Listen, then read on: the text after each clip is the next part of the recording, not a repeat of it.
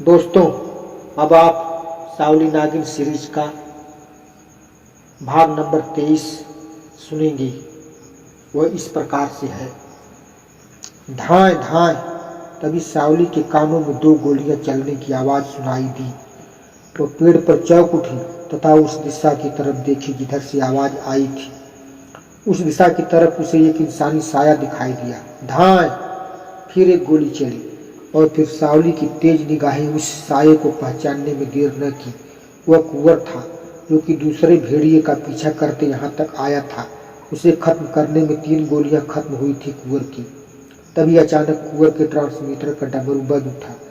वह transmitter on करके कान तक लगाया और बोला, Savli good night, good night, good night.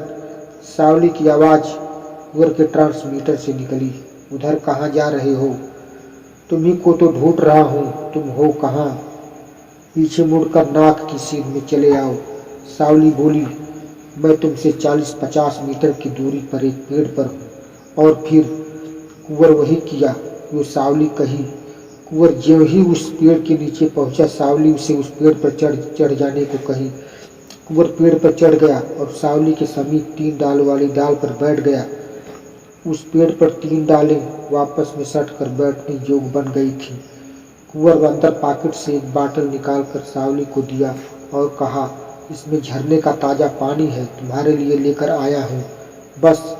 सावली खुश होकर थैंक यू बोली और बाटल लेकर उसे अपनी गोद में रख ली। अब यहाँ की कहानी थोड़ा यहाँ रुकती है। अब थोड़ा दूसरी तरफ का सीन दर्शाया गया है जो कि इसी कहानी से संबंधित है और वह इस प्रकार से है। चल रहे लप्पू, जंगल के बीच 3 लोगों के साथ जा रही एक लंबी, गोरी व खूबसूरत लड़की जो कि मर्द के लिबास में थी, वही बोली, हो सकता है हाथियों का झुंड हमें पहाड़ी के नीचे मिल जाए।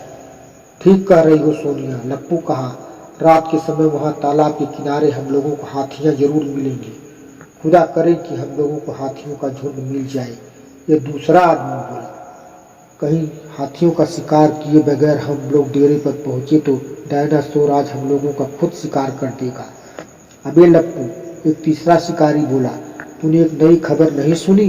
कैसी नई खबर? सोनिया नाम की लड़की पूछी। वही कि सुनने में आया है कि यहाँ मशहूर जासूस सावली आ पहुंची है। वह भी उस गुफा की खोजबीन करने। शाम के वक्त वह डायनासोर से टकराई भी थी उसने 3 गदरों को बम से उड़ा दिया है। इसी जंगल में कहीं छिपी है। वह सिर्फ एक जासूस ही नहीं है जोगा, लप्पू बोला, वह 1 नंबर की शिकारी भी है। हम लोगों की तरह वह हाथी, हिरन, सांप का शिकार नहीं करती। वह सिर्फ नरभक्षी जानवरों को मारती है। हमारे गुट के अध्यक्ष एल्बर्ट काला वन में जो नरभक्षी बाघ आतंक फैलाने के लिए छुड़वाए थे, वह इस सावली के ही हाथों मारा गया था। उसका एक साथी कुंवर भी उसके साथ है जो कि जासूसी संस्था का अध्यक्ष है।